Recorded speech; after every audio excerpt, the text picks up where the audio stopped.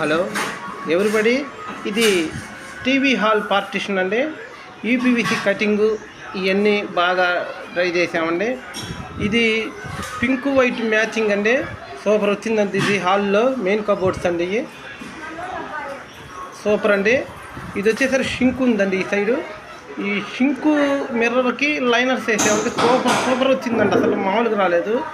దీన్ని మనం అసలు ఎక్సలెంట్ టైప్లో చేసామండి మేము.